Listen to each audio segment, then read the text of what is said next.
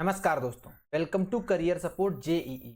देखिए, अभी university of Delhi मतलब डीयू जिसको बोलते हैं, दिल्ली यूनिवर्सिटी, उससे पीएचडी के लिए पूरा नोटिफिकेशन आउट हो चुका है। इनका पूरा ब्रोचर आउट हो चुका है।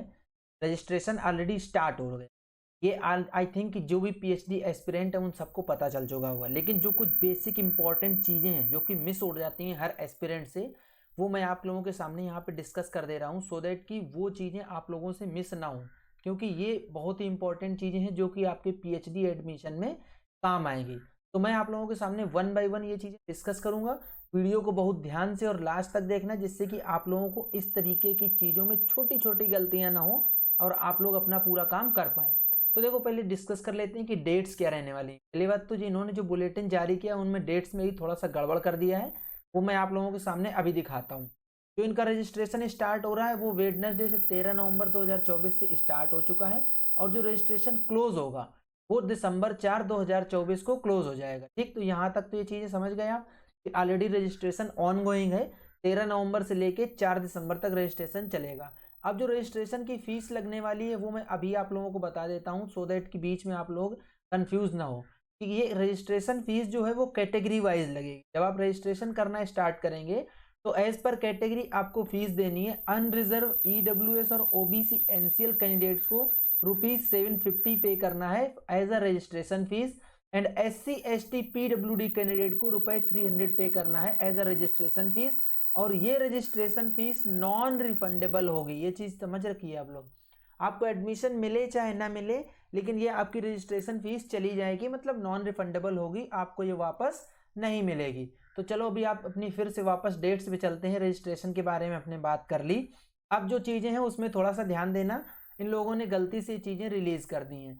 Interviews to be conducted by department. देखो, इंटरव्यू बहुत एक इंपॉर्टेंट पार्ट है, बिना इंटरव्यू के आप पीएचडी में एडमिशन नहीं ले पाओगे। तो 4 नवंबर को इसका रजिस्ट्रेशन क्लोज होगा, और 4 दिसंबर को रजिस्ट्रेशन क्लोज होगा, और 6 दिसंबर 2024 से टिल सैटरडे जनवरी 4 2025 है। ये 24 नहीं है, ये 2025 है। मतलब 4 जनवरी 2025 तक आपके इंटरव्यू चलेंगे। ठीक, 6 दिसंबर से लेके 4 जनवरी तक, मोटा मोटा 1 महीने आप लोग इसको कंसीडर कर सकते हो। इसके बाद जो रिकमेंडेशंस आती हैं ऑफ डीआरसी एंड बीआरएस, वो रिकमेंडेशन आएंगी जनवरी 11 2025 तक। ये सब जगह इन्होंने 24 लिख रखा है, भूल हो गई है इनसे। ये चलेगा 11 जनवरी 2025 तक। ठीक, इसके बाद last date for payment of fees, ये वो फीस है जो आपको यूनिवर्सिटी को देनी है, वो 14 जनवरी 2025 है। ये भी 14 जनवरी 2025 तक आपको फीस पेमेंट करनी है। ठीक, अगर आपको एडमिशन मिलता है तो आपको ये फीस पेमेंट करनी है, लेकिन ये जो रजिस्ट्रेशन फीस है वो यहीं पे आपको पेमेंट करनी है। जैसे आप रजिस्ट्रेशन करोगे वहीं पे आपको रजिस्ट्रेशन फीस पेमेंट करनी है। तो ये था डेट्स जो कि बहुत ज़्यादा इंपॉर्टेंट थी, और ये हर जगह 24 लिख रखा है इन्होंने, 24 नहीं है। जैसे ही दिसंबर खत्म होगा वैसे ही 2025 आप लोग कंसीडर कर लीजिएगा। आई थिंक ये चीज़ें क्लियर हो गई। चलो अब आगे चलते हैं, जो कि अब बहुत ज़्यादा इंपॉर्टेंट चीज़ें होने वाली हैं। जो इन लोगों ने इंपॉर्टेंट पॉइंट्स दे रखे हैं, वो इंपॉर्टेंट पॉइंट्स अगर आपने ध्यान से पढ़े हैं तो वेल एंड गुड, अगर नहीं पढ़े हैं तो मैं मोटी मोटी चीज़ें इनसे एक्सट्रैक्ट करके जो कि इंपॉर्टेंट चीज़ें हैं वो आप लोगों के सामने निकाल के रख देता हूँ। देखो, सबसे फर्स्ट चीज क्या है कि इलिजिबिलिटी। इलिजिबिलिटी क्या है, कौन एलिजिबल है इसमें एडमिशन लेने के लिए।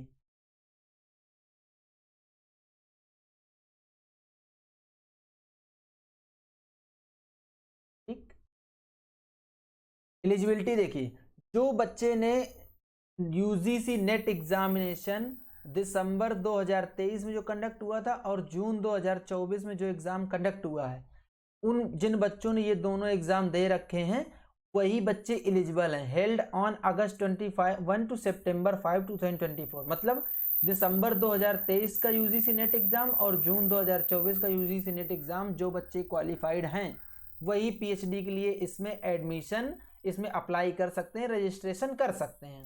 Interview is mandatory for all candidate. आप कोई भी कैंडिडेट हो, किसी भी स्ट्रीम के लिए आप पीएचडी में एडमिशन ले रहे हो तो आपके लिए इंटरव्यू मैंडेटरी है, मतलब आपको इंटरव्यू देना ही देना पड़ेगा। Without interview you can not take admission in Delhi university. Admission to all PhD programs is done online through the university portal. University portal से ही होगा, जो चीज़ आप लोगों को पता है ये देखिए रजिस्ट्रेशन फीस मैंने वहां पे इसलिए डिस्कस करी सो दैट कि चीज़ों को कोरिलेट किया जा सके, चीज़ें इधर उधर ना हो। अब देखो ये बता रहे हैं कि एडमिशन किस बेसिस पे होगा, कैंडिडेट को बुलेटिन ऑफ इन्फॉर्मेशन पूरा पढ़ लेना चाहिए, डिपार्टमेंट सेंटर पूरी राइट रिजर्व करता है कि आपका सीट बढ़ाई घटाई जा सकती है, कैंसिलेशन किया जा सकता है आपका एडमिशन अगर आपने एलिजिबिलिटी नहीं फुलफिल करी। ये सारी चीज़ें इन लोगों ने लिख रखी हैं, ठीक है। Grievance related to PhD admission will dealt with DRS, DRC, BRS, ये जो हर एक बार ये लोग लिखते हैं वो सारी चीज़ें इन्होंने लिख रखी हैं। बट जो कि इम्पॉर्टेंट चीज़ें हैं वो मैं अभी आप लोगों के सामने डिस्कस कर दूंगा। मैं यही आपको पहले भी बता चुका कि जो जो पॉइंट आपसे छूट जाएंगे वो पॉइंट मैं आप लोगों के सामने डिस्कस कर दूंगा, ठीक। ये देखो एक ये इंपॉर्टेंट चीज, teachers and non teaching staff who are in the service of university of Delhi may directly appear for an interview, these will be supernumerary seats, ठीक। जो सुपर न्यूमरेसी सीट्स हैं वो अब यूनिवर्सिटी रूल के हिसाब से अवेलेबल है। आपको भी सीट मैट्रिक्स दिखाऊंगा, उसमें आपको सुपर न्यूमरेसी सीट मिलेंगी।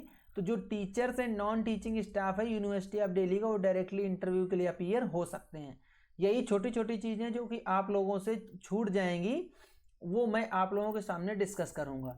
अब बात आती है रिजर्व कैटेगरी की, कि रिजर्व कैटेगरी के जो बच्चे हैं उनको अपना जो सर्टिफिकेट देना है वो कब का सर्टिफिकेट देना है, और अगर जो रिजर्वेशन का कन्वर्जन रूल लागू होगा वो कैसे कन्वर्जन रूल लागू होगा, क्या इंप्लीमेंट होगा। देखो, if total number of eligible ST category candidates who have applied for a particular PhD program exhaust, then the remaining seats under this category will be allocated to eligible SC category candidates and vice versa।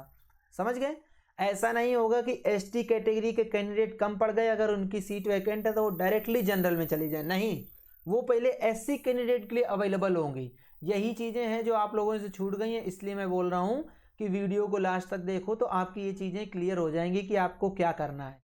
अभी जो OBC NCL certificate जिन बच्चों के पास है उनको ये ensure करना है कि ये आफ्टर 31 मार्च 2024 का बना होना चाहिए। अगर आपके पास नहीं बना है तो अभी बनवा लो, ये जाके सीएससी सेंटर से बन जाता है, कोई बहुत बड़ी बात नहीं, अभी रजिस्ट्रेशन में टाइम है, आप लोग इसको बनवा लीजिए, क्योंकि ये जो टाइमलाइन इन लोगों ने दिया है ये टाइमलाइन जरूरी है, इसलिए मैं बता रहा हूँ। अभी जो ईडब्ल्यूएस सर्टिफिकेट है, ईडब्ल्यूएस कैंडिडेट हैं, उनका भी यही होना चाहिए, आफ्टर मार्च 31 2024 का ये बना होना चाहिए। और ये जो ईडब्ल्यूएस सर्टिफिकेट बनेगा in the name of candidate के नाम पे बनेगा, ठीक। ये नहीं कि आप फादर के नाम पे बनवा के चले जाओ। EWS certificate in the name of candidate from the competent issuing authority certifying the candidate can claim reservation under this category, ठीक। दो चीज़ें यहाँ पे क्लियर हो गई जो कि मैंने बता दी, एक तो 31 मार्च 2024 के बाद का बना और in the name of candidate होना चाहिए। अब तीसरी चीज़ क्या आती है, तीसरी चीज़ ये आती है, ये मतलब SC ST OBC EWS PWD जो कुछ भी सर्टिफिकेट आपके पास है उसमें आपका नाम as per your matriculation certificate होना चाहिए।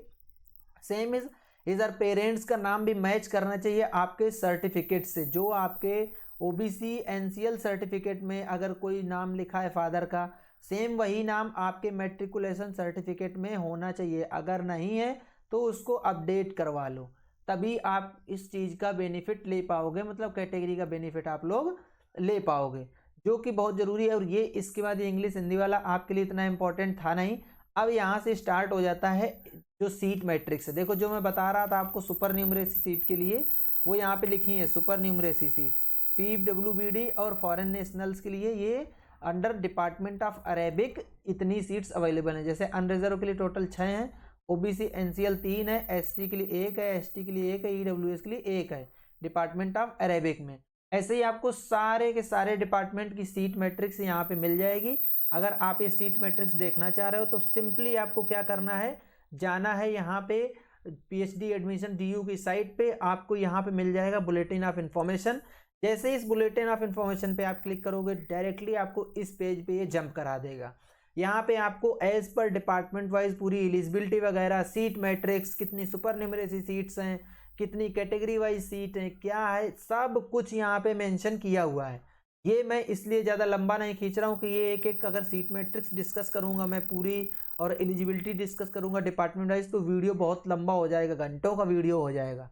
तो जो इंपॉर्टेंट चीज़ें थी आप लोगों के सामने वो मैंने डिस्कस कर दी। जैसे कि इंपॉर्टेंट क्या था बहुत ज़्यादा, आपकी डेट्स कि कब से रजिस्ट्रेशन स्टार्ट हो रहा है, वो चीज़ें मैंने डिस्कस कर दी। जो ये लोग मिसप्रिंट कर गए हैं 2024 हर जगह लिखे हैं वो 2025 मैंने बता दिया, और रजिस्ट्रेशन फीस बता दी है। इसके बाद जो इंपॉर्टेंट पॉइंट्स थे वो बता दिए हैं। तो ये था वीडियो। अगर आपको वीडियो पसंद आया तो वीडियो को लाइक करो, चैनल को सब्सक्राइब कर लो, बेल आइकन दबा लो, जिससे कि आप लोगों को अपडेट मिलता रहे। आपका डीयू में एडमिशन नहीं हो पाता है, आपको पीएचडी करनी है किसी प्राइवेट यूनिवर्सिटी से, तो simply you can directly contact to my team, या आप मेरी टीम से रीच आउट करो। मेरी टीम आपको फुल सपोर्ट प्रोवाइड करेगी। टीम का देखो कॉन्टेक्ट डिटेल ये दिया हुआ है। हम लोग आपका पीएचडी में एडमिशन करवा देंगे, आपको भागने दौड़ने की कहीं भी जरूरत नहीं पड़ेगी। तो ये था वीडियो, मिलेंगे नेक्स्ट वीडियो में नए डेटा के साथ। तब तक के लिए बाय बाय।